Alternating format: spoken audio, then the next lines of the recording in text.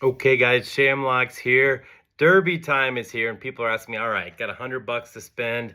How am I going to go to the window? How am I going to break this up between a winner, between the trifecta, and all the exotics? So let's have some fun here. Going to show you how to spend that $100 and turn into something a lot more. So let's start with the 7, Luxor Cafe. This is a Japanese horse. We're very close to having our first Japanese horse win the race last year with Forever Young, who's turned out to be a phenomenal racehorse. I think he's definitely going to be in the mix this year. He's looked great, coming in 4 straight. Again, competition is a little bit suspect, but I think he figures to be in the mix. Then we've got Burnham Square, the 9 horse. This was the Bluegrass Tramp ridden by Brian Hernandez, who won last year on Mystic Dan. This horse has looked great in all of its prep races. Another one that I think figures to be in the mix, sitting there at about 10, 12 to 1. 18, Sovereignty. This horse is steady Eddie, as good as it gets. Looks to be figuring for the outright win. When you look at this horse, second in the Florida Derby, Belmont Hall of Fame trainer. This has looked like, in his last race, just didn't quite get there. Came up a game second, but it looks like this horse has been pointed towards Churchill all along. Then you got the 21 Baeza. This is a horse that drew in, shipped it out to Kentucky, wasn't even sure if they were going to get in the field with the scratch of Rodriguez. This horse comes in at the 21 spot, will feed into the 20 post.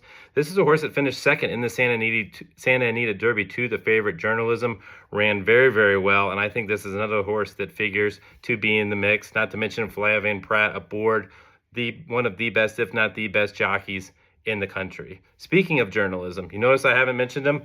Tell me how many times you've heard this. I'm not going to let Journalism beat me. Well, I am. Hey, we're taking a long shot on some trifectas. We're looking for a big payout. We got to take a stand. We can't throw every horse in there.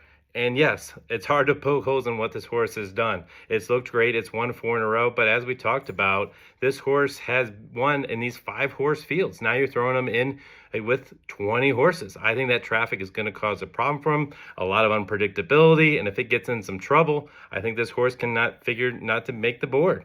So we saw it last year. Yes, Fierceness was the fastest horse. Where was he? Not in the money. Same thing could happen here with Journalism. Again, taking a stab, a little bit of a contrarian play against the favorite. So who's going to win this race? Ultimately, I think it's Sandman, the 17 horse. I love the connections. Having Jose Ortiz aboard, who, again, figures to be another one of the best jockeys in the country. And I think this horse hasn't quite hit its peak yet.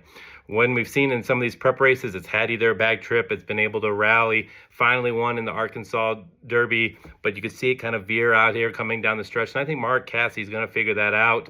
And again, I like how this horse hasn't peaked yet, hasn't run its best race yet. I think there's all kinds of potential there with Sandman. It's been a popular pick, and you know the phrase, late in the day, we bet the gray. So Sandman, I think, is going to be your outright favorite. So again, how are we going to break down this $100? Trifecta box. So 7, 9, 17, 18, 21.